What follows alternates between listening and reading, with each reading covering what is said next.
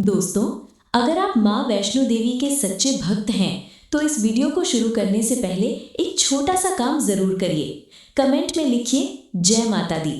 कहते हैं जिस घर में सच्चे दिल से जय माता दी बोला जाता है वहाँ माँ की कृपा कभी कम नहीं होती।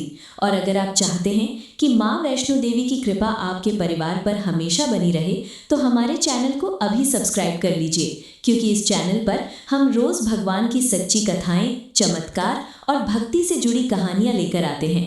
तो जल्दी से सब्सक्राइब कीजिए, वीडियो को लाइक कीजिए और कमेंट में लिखिए जय माता दी। अब आइए सुनते हैं माता वैष्णो देवी की अद्भुत और चमत्कारी कथा। माता वैष्णो देवी की अद्भुत कथा। बहुत समय पहले की बात है, जब धरती पर पाप और अत्याचार बढ़ने लगे थे, तब सभी देवताओं ने मिलकर आदि शक्ति से प्रार्थना की कि वे धरती पर अवतार लेकर धर्म की रक्षा करें। देवताओं की प्रार्थना सुनकर आदि शक्ति ने माता वैष्णो देवी के रूप में अवतार लेने का निर्णय लिया। कहते हैं कि दक्षिण भारत में एक भक्त दंपति रहते थे, रत्नाकर और उनकी पत्नी।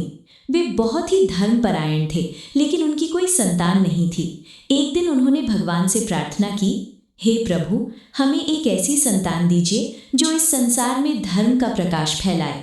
उनकी भक्ति से प्रसन्न होकर आदि शक्ति ने उनकी पुत्री के रूप में जन्म लिया। उस दिव्य बालिका का नाम रखा गया वैष्णवी। बचपन से ही दिव्य शक्तियाँ। वैष्णवी बचपन से ही बहुत तेजस्वी और आध्यात्मिक थीं। वो हमेशा भगवान विष्णु की भक्ति करती थीं। जैसे जैसे वे बड़ी हुईं, उनकी तपस्या और शक्ति भी बढ़ती गई। एक दिन उन्होंने अपने माता पिता से कहा, मैं भगवान विष्णु को पति के रूप में पाना चाहती हूँ, इसलिए मैं तपस्या करने जा रही हूँ। ये सुनकर उनके माता पिता भावुक हो गए, लेकिन उन्होंने अपनी बेटी की इच्छा को स्वीकार कर लिया। ओम वैष्णवी की कठिन तपस्या। वैष्णवी जंगलों में जाकर कई वर्षों तक कठोर तपस्या करने लगी। उनकी तपस्या इतनी शक्तिशाली थी कि देवता भी उनकी शक्ति को देखकर आश्चर्यचकित हो गए। इसी दौरान एक शक्तिशाली तांत्रिक था जिसका नाम था भैरवनाथ। भैरवनाथ को जब वैष्णवी की शक्ति के बारे में पता चला तो वो उनके पीछे पड़ गया। उसे लगा कि अगर वो इस दिव्य शक्ति को प्राप्त कर लेगा तो वो दुनिया का सबसे शक्तिशाली व्यक्ति बन जाएगा। माता का त्रिकुटा पर्वत की ओर जाना। भैरवनाथ से बचने के लिए माता वैष्णवी उत्तर भारत की ओर चली गई। वो आकर बस गई त्रिकुटा पर्वत में। वहीं उन्होंने एक गुफा में तपस्या शुरू की। आज वही स्थान माता वैष्णो देवी का पवित्र धाम कहलाता है।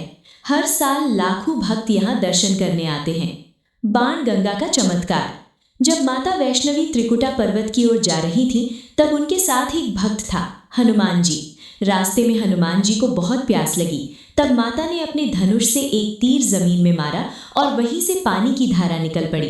आज इस पवित्र स्थान को बाण गंगा कहा जाता है। भक्त आज भी वहां स्नान करके माता के दर्शन के लिए जाते हैं। गुफा में 9 महीने की तपस्या।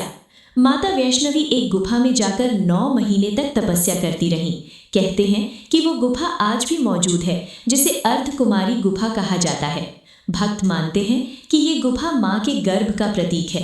जो भी भक्त सच्चे मन से इस गुफा से गुजरता है उसकी सभी मनोकामनाएं पूरी होती हैं। भैरवनाथ का अंत। लेकिन भैरवनाथ ने माता का पीछा नहीं छोड़ा। आखिरकार माता वैष्णवी ने अपना महाकाली रूप धारण किया और भैरवनाथ का सिर धड़ से अलग कर दिया।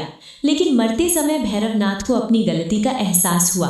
उसने माता से क्षमा मांगी। माता ने उसकी भक्ति देखकर उसे वरदान दिया, आज के बाद जो भी भक्त मेरे दर्शन करने आएगा वो भैरव मंदिर के दर्शन किए बिना उसकी यात्रा पूरी नहीं मानी जाएगी। आज भी भक्त माता के दर्शन के बाद भैरव मंदिर जरूर जाते हैं। 3 पिंडियों का रहस्य।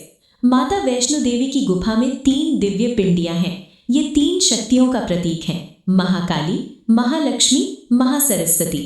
भक्त मानते हैं कि इन तीनों शक्तियों से ही पूरी सृष्टि का संचालन होता है। भावनात्मक समापन।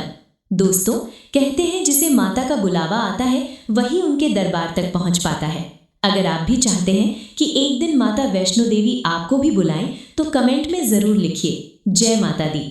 और अगर आप चाहते हैं कि माँ की ऐसी ही चमत्कारी कथाएं रोज सुनने को मिले तो हमारे चैनल को सब्सक्राइब जरूर करें, वीडियो को लाइक करें और इसे अपने दोस्तों के साथ शेयर करें, क्योंकि हो सकता है आपका एक शेयर किसी और को भी माँ की भक्ति से जोड़ दे। जय माता दी।